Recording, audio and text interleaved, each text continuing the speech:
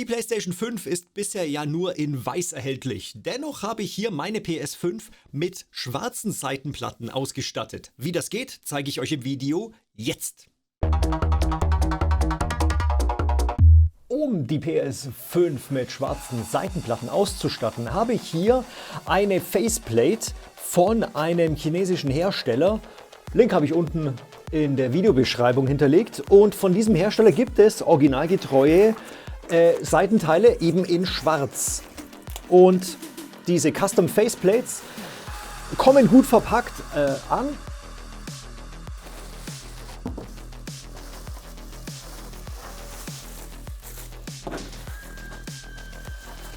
Allerdings ist die Lieferzeit ein wenig länger. Ich habe bestimmt, glaube ich, 2 Wochen gebraucht. Und diese sind originalgetreue Ersatzteile zu den weißen Seitenplatten der PS5. Und das Schöne ist, man braucht eigentlich sogar nicht mal einen Schraubenzieher. Man kann das Ganze stecken, indem man einfach die alten Seitenteile wegmacht und die neuen dran klemmt. Und das geht relativ simpel. Zunächst einmal muss der Standfuß weg. Das ist auch der einzige Fall, wo ihr einen Schraubenzieher benötigt. Ansonsten könnt ihr jetzt nämlich alles andere ohne Werkzeug machen. Was ich übrigens sehr, sehr gerne mache, vor allen Dingen bei diesen Seitenplatten, ich lege gerne ein Handtuch drunter, damit ja, das Gerät nicht so sehr auf der Tischplatte herumschleift und damit ich eben, ja, damit es eben keine Kratzer gibt. Das wäre natürlich sehr, sehr unschön. So.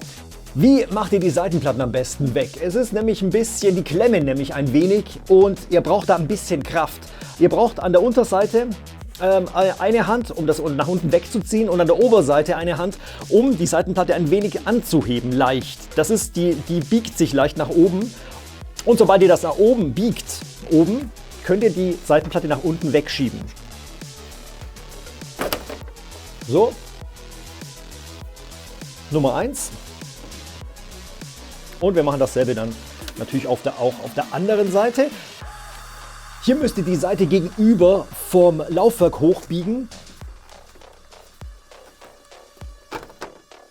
So.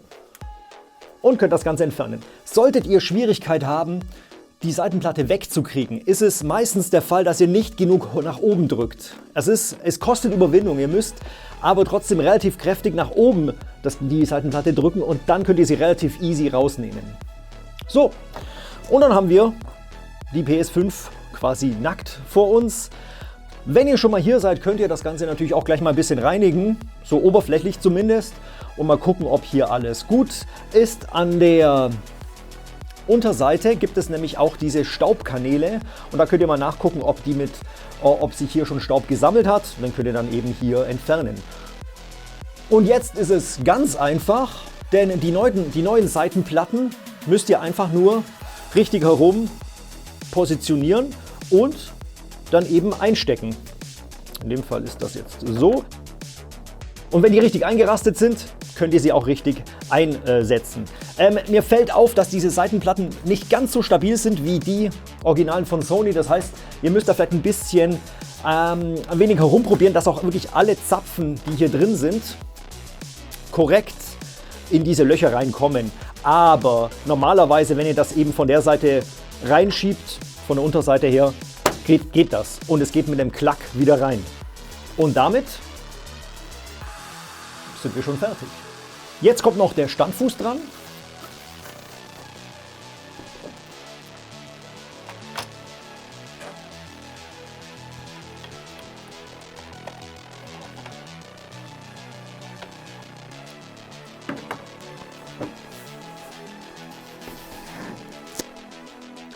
Und schon ist eure schicke, schwarze PS5 einsatzbereit.